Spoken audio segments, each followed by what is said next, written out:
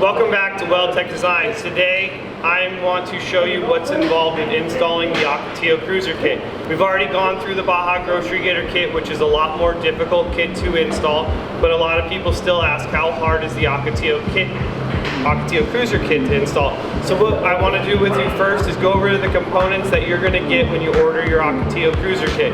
Now this kit, we've broken it down into something really simple. So it's only the front suspension, and then you're able to add whatever components you want to the rear suspension.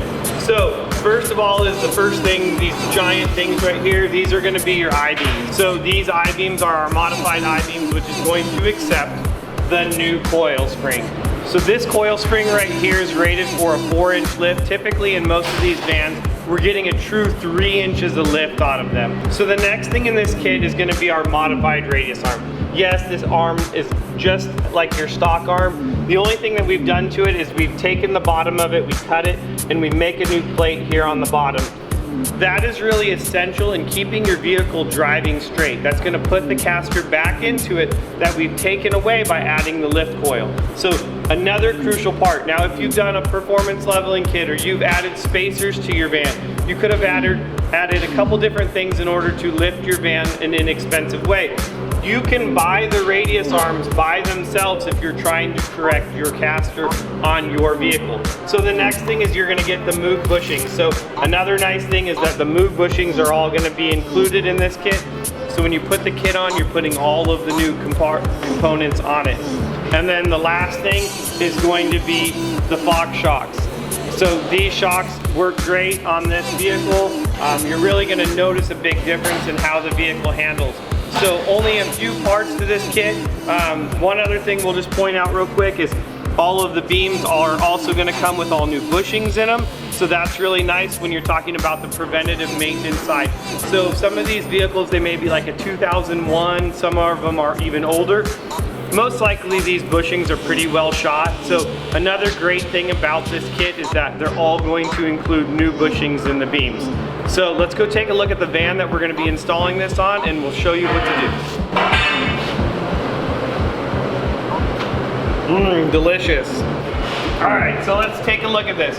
So this is going to be really simple compared to our Baja Grocery Getter Kit. So we still have to remove the knuckles. We're going to do that the same way that we go about it in the Baja Grocery Getter Kit. I'm going to show you how to do that right now. But what I want to show you is just a brief overview of what all the components that we're going to take out. So we are going to start by taking out the sway bar. We're going to remove this completely.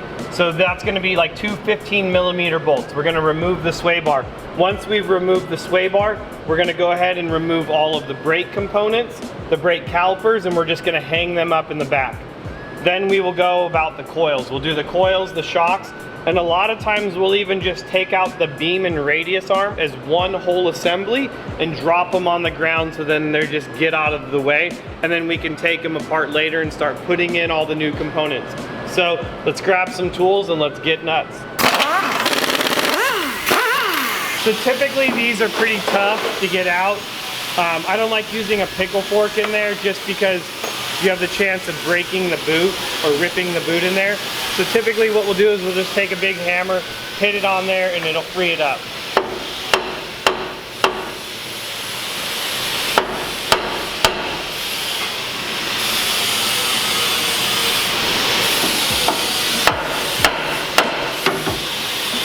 So all we've done is made these little goofy hooks. So that way when we pull this off, we'll just hook it in there and then hook it on the frame. That way it gets it out of the way. Now we can just work on taking the spindle off. So I've already pulled the eccentric bolt out of here. So the next thing I'll do is I'll pull the eccentric off, and I'll go ahead and loosen this up so I can take the whole knuckle off. Make sure you pull the cotter pins before you start unloosening bolts. Otherwise they won't come undone. The one good thing is, so the bottom part of the steering, the brake calipers, those are both at 21mm. Now we're going to pull this off. This is 1 1/8 inches. So let's go ahead and loosen that up.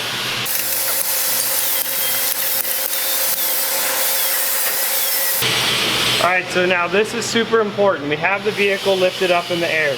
You don't want to take this nut all the way off. You want to leave it on there, because what's gonna happen is we're gonna do the same thing we did to the steering, and we're gonna hit this with a hammer in order to loosen up the ball joint.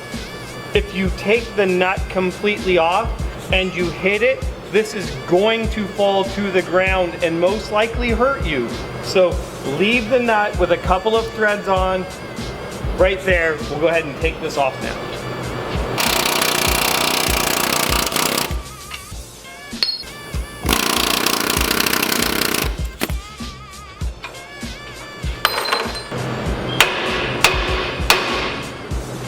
So you can see how I hit that and it dropped and caught itself.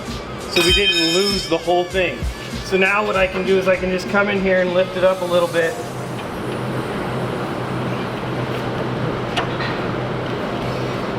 Undo my nut, and then this whole piece just drops off and I can get it out of the way. Done. Take the nut, put the nut back on it. You don't want to lose your nuts. You got 2 of them, don't lose them. So the next thing we're doing, so the next thing we're gonna take a 10mm, take the top retainer off the coil. You'll see it might just fall in there. Make sure you keep both of them, put them in your box of parts. Let's go do the other side.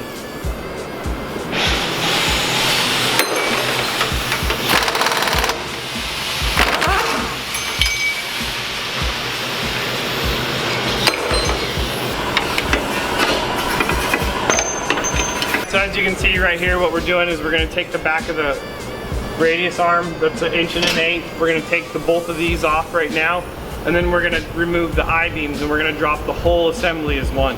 So I'm going to pull these off, we're going to undo the top of the shock bolt, and then all of the suspension will come down. You can see I put a jack stand underneath the I-beam to support what we have going on right now, just so that when it comes loose, it's not just dropping on us. So if you're doing this on the ground, you can use a smaller jack stand. So let's go ahead and pull the other side off. So the next thing we're gonna do is we're going to pull the I-beam pivot bolts off. That's gonna be the bolts that are located here in the center of the frame. It's a 21mm, so we're gonna go ahead and pull those off. So what I'm doing is I'm taking off the passenger side I-beam first. I'm able to access that with the impact gun in order to take the nut off. So here in a second, I'll get rid of the whole passenger side first. That will give me access to the driver's side I-beam pivot, so then I'll be able to impact that off. So if you kind of do it in that order, it's going to just be a little bit more helpful than, otherwise you can get 2 wrenches on there, and actually sometimes it's really tight, as you can see. So we'll go about it that way. And as you can see, sometimes the bolts are just way too tight. So for the shock bolt, we're just going to use a Sawzall and cut it off. Like, we don't need any of it anymore, so you might as well just make your life easy, and you can cut it off with a Sawzall. Check it out.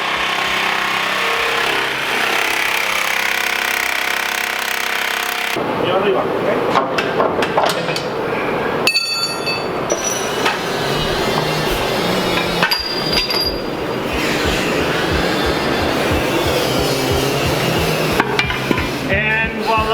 The whole front end is taken apart. So now that we have that done, if you wanted to get nuts and prep your frame, paint it, do anything like that, now would be the time to do so.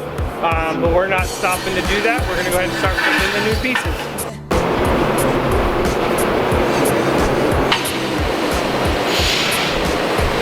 Once we've got the whole thing taken apart, we still have all of it in one assembly. This just really makes it easier. You can see we just cut the top off the shock, so we're not fighting with that. So now what we're gonna do is we're gonna take a 21mm, and then this is like a 30. And we're going to go ahead and loosen this. You're going to need this bolt now when you go to put it on the other side. So when you go to reinstall this. So this is a part that's commonly worn.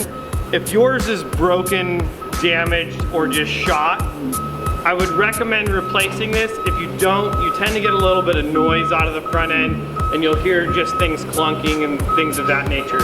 So if it is worn, go ahead and replace it. I can include the part number for this in the video, so that way if you do, you'll have that. It'll be something that's really easy to do.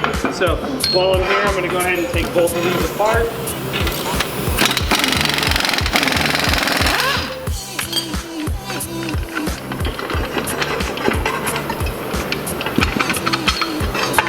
And you can see that both of these are in fairly decent shape. No need to replace these. These aren't bad. So let's go ahead and put these back in. Now we're going to go ahead and put the new modified radius arm in.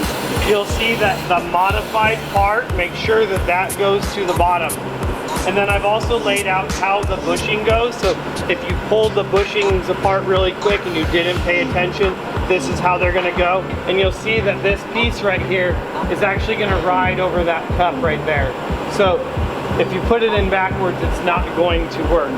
So you can see on the back of this, once you're going to put a nut on there, it's going to suck up quite a bit. If you put your kit together and you still have threads at the end of your nut, if you wanted to cheat your wheels slightly forward, you can put a spacer in there in order to push your wheel farther forward.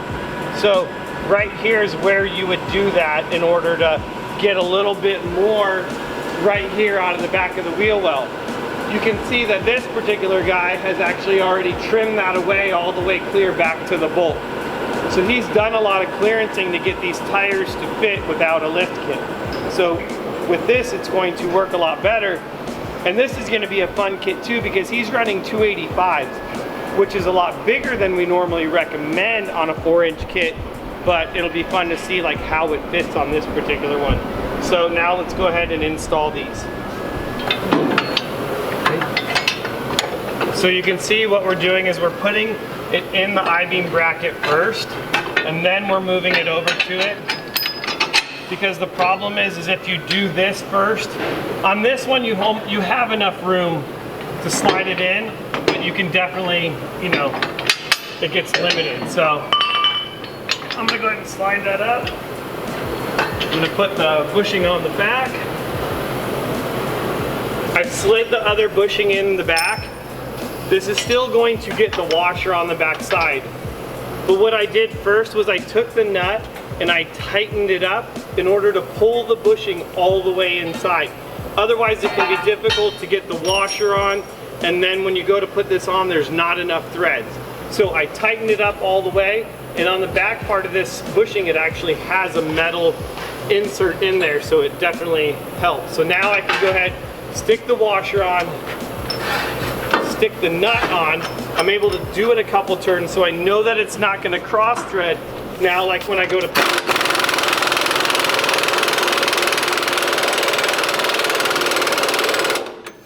so there, you can see like now I have a full nut on there, a full thread showing. So like I said, there's not a lot of room in order to cheat these things forward. So that's where it gets kind of difficult when you want to cheat these forward. That's the big benefit when you go with the extended radius arms. You're able to move this forward as much as you want. So now that we have this tight, let's go ahead and put the other side on. So we've got the beams and the radius back in. We've tightened up the back radius arm bolts. So what's next is we're going to go ahead and put the coils in place. You'll see like we have this too high. We'll go ahead and drop this down. And then usually on this bottom, you're going to want to just put that in. We'll put this back up. And now we'll put the keeper back on the top of the coil. Alright, so these are the Fox shocks that we're going to run on these. We'll go ahead and show you how to install this. So the easiest way to do this is usually we'll attach the top of it first. So if you did get the 4-inch kit, know that this does not have a bushing. Sometimes these shocks come with a little bushing in the bottom. You will need to press that out before you try to install that shock. It definitely will not go if it has a little metal sleeve in there. So let's go ahead and install this. Alright, so we're going to go ahead and install this shock. We're actually going to take and put a little bit of anti-seize on the bottom of this. Lube it up a little bit, let it slide on the shaft just a little bit better.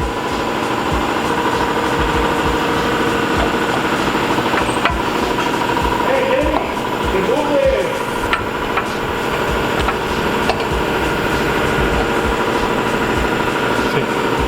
So I got the bottom of the shock in and tight. So now I'm using a 3/4 ratchet wrench to go ahead and tighten up the top. It's going to get it to a certain point, you'll see like the whole shock will want to kind of spin.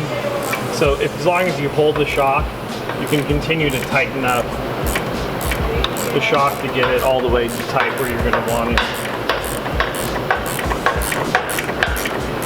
Now of course this is the easy side, the other side has a lot less room, and that's the knuckle buster. So we're starting with the easy side. So next what we're going to do is we're going to go ahead and put the spindle back on. So once again we're going to kind of do it the same way. We'll put the spindle back up in there, put one nut on it, and then we'll be able to tighten it up all the way.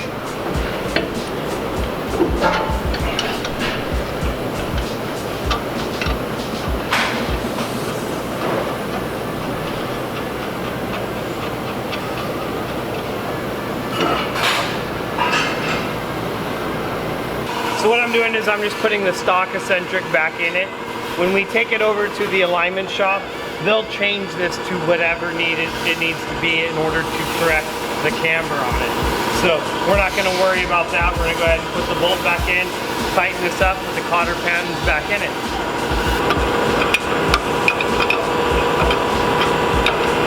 So we've got the eccentric back in it, we've got the bottom tight, we've put a new cotter pin in the bottom. We have the eccentric bolt ready to go ahead and tighten back up. And before you put the steering back on it, you're going to want to be able to rotate it. Now's the time that we can put the calipers back on it.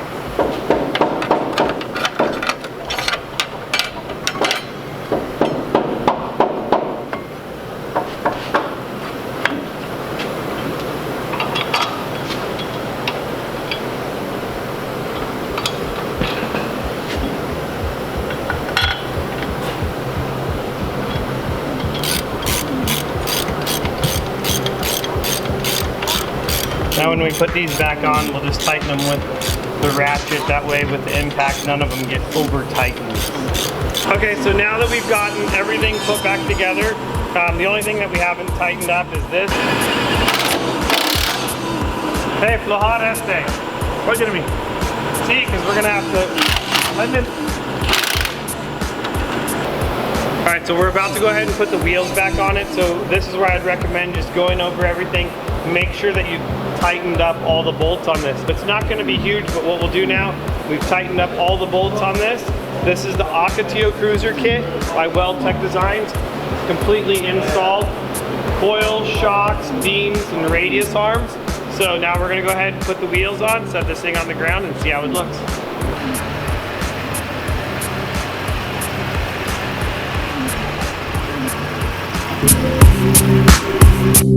Hey! Alright, so we got the Ocotillo Cruiser Kit all put on this board, and once we go ahead and take a step back, you'll see that the back is just slightly lower than the front. This is what a lot of people like, especially out here in good old California. We call this a Cali lift. So slightly higher in the front than in the rear, and this is one of the reasons why we don't make you buy the front and rear suspension, because depending on what you like, this may be the perfect setup for you, only lifting the front, doing nothing to the rear. If you wanted to do something to the rear, then we can address that. So we'll let this customer decide what he wants to do. But in the rear, we could do either a block. In the rear, we could do our full length main add-a-leaf in the rear, and then we could add the Fox shocks to the rear. But right now's the fun part. We get to go for a test drive. All right, we'll see you guys on the next build. See ya.